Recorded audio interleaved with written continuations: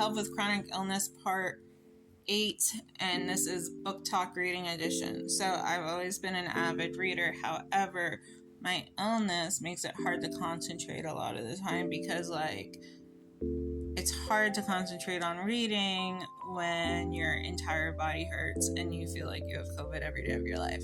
So, also, it makes reading hard because I can't afford to buy books like I used to. Because, you know, illness comes with not working. So here we go. So here's some hacks for you. For one, to keep up with reading, keep yourself reading, this is what I do. At my very, very worst, I will read graphic novels of books that are full novels. I'll read the graphic novel version. That seems to keep my attention better. At my second to worst, I will read Kindle and I'll make the text as big as possible. And then on days where I literally cannot move, I will do audiobook. But a lot of times when I'm listening to audiobooks, I fall asleep, so that's not always a win. But if you get a few pages in, it's better than getting in nothing when you're trying to finish something. And then finally, when I am having a better day, but not a fully I can read a book day, I will read short stories, books with bunch of short stories or poems, rather than a whole novel. If you are not aware of the Libby app, get aware, because Libby allows you to check out books from your local library electronically and through audio. Stop paying for Kindle Unlimited. Stop paying for Audible. Stop paying for these things because it's a waste of money. Get Libby. You could listen to the books. If you like the book enough, go to the used bookstore and get a copy. But seriously, at this point, support your local library, go through Libby, and all you need to do is put in your library card information and you could take out any electronic or audiobook they have available. There's also a lot of libraries that operate just online through Libby.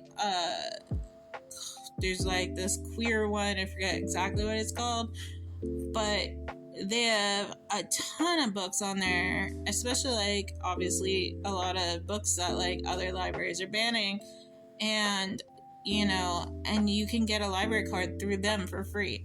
If you are under a certain age, I think it's 21 would probably be the oldest, maybe 25. If you're under a certain age, you can get a free library card to the New York City Library, I think, or the Brooklyn Library. I'm pretty sure Seattle Library too.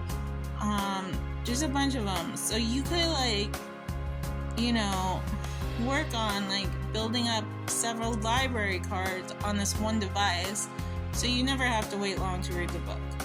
And when I tell you to make the font big on Kindle to help you read, I mean big. I mean no more than 25 words per page. Let me show you. Check that out. That is how big I read that I can pay attention. That's how big. And it really helps a lot. I'll tell you how much it helps. That said, I'm 46% of the way in. Started reading that book yesterday. If this was on text, on a actual paperback or hardcover book, there's no way I would have been past the first chapter. So try these things out, try these hacks out, see if they help you. But never stop reading. Don't give up. And if you feel hey, I just can't read today or whatever, don't let the book talkers make you feel bad about that. The people who are reading 500 books a freaking year or whatever. Who, remember, it's a hobby. It's something to enjoy. It's not a competition.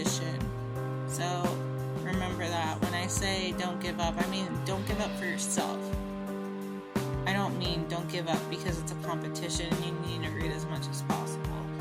If you don't like reading, that's fine. If you don't like reading anymore, that's fine.